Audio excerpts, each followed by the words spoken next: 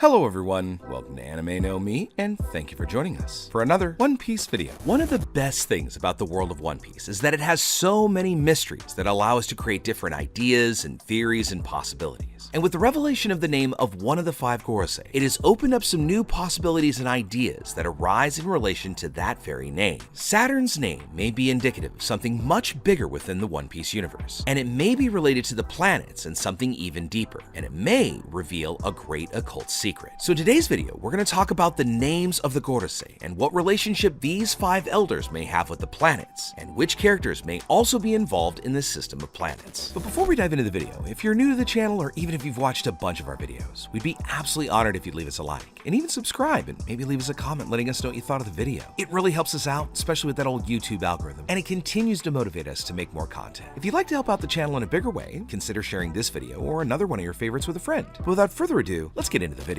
So my friends, the Gorosei are a very important set of characters for the world of One Piece, being responsible for ruling the world, and are second only to Im-sama, a very mysterious and enigmatic figure that hides in the shadows. For a long time, dare I say 25 years, we have never known the name of any Gorosei, but recently the first name was revealed to us as Saint J. Garcia Saturn, the Gorosei responsible for authorizing the Buster Call to destroy Ohara, the island of archipelagos and archaeologists that had been researching the true history of the world. Despite his long and complex name, there's something familiar about the name, Saturn, as it originates from a planet that exists in our own solar system, Saturn being the sixth planet from the Sun and one of the five oldest planets. We've also seen that there's a certain similarity between the planets and the Gorosei. They are celestial dragons and often referred to as the five elder stars, but in a different and more accurate translation, they could also be called the five elder planets. If we compare this to the five oldest planets in our own solar system, we have Mercury, Venus, Mars, Jupiter, and Saturn, which means that each Gorosei could be carrying the name of a planet's name. And up until now, this is something that we'd never really been able to consider. Now, these names might appear to be insignificant, but it carries with it a great mystery that can be linked to the world of One Piece, and a mystery which has been hidden more than 800 years in the past. Now, we recently saw that Saturn is on his way to Egghead Island, which means that he will end up fighting. And since a Gorosei is personally going to this battle, it's gotta mean he's really powerful. I mean, for all we know, he could possess the same level of power as an admiral, or even greater, possessing strength and powers never before seen or imagined. And this means the other Gorosei could be just as powerful, if not more so. There may even be clues that are related to the solar system and the positions each planet occupies. However, we only have the name of five people who are related to this solar system in One Piece, but the other planets may have also been shown to us during the story of One Piece. So let's take a moment to talk about each of those. Starting with the Sun, this is the most powerful and largest body in our solar system. The Sun within One Piece universally is currently represented by Luffy, being the sun god Nika. While in Gear 5th, Luffy has unlimited power and is pretty much able to do whatever he wants, and is only limited by his creativity and imagination, which for Luffy is never a problem because of his immensely creative mind and all of the interesting ways he's figured out to use his powers. Following the Sun, the next planet that's closest is the planet Mercury, and this possibly is represented by the Gorosei, who has the spots or birthmark on his forehead, also having a long white mustache and bald head. If we take Greek mythology into account, Mercury is represented by the deity Hermes, the god of wealth and messenger of the gods. And if Oda is basing this character on this particular mythology, it's likely that this Gorosei could possess a power that involves gold, a power very similar to Gildo Tesoro, a villain of the movie One Piece Gold. The next and second closest planet to the Sun is Venus, possibly being represented by the youngest Gorosei of the group, having short blonde hair and a beard in blonde coloration. Venus in Greek mythology is represented by Aphrodite, the goddess of love. The powers of this Gorosei could be something similar to the fruit of Boa Hancock, but rather functioning in a completely different way, but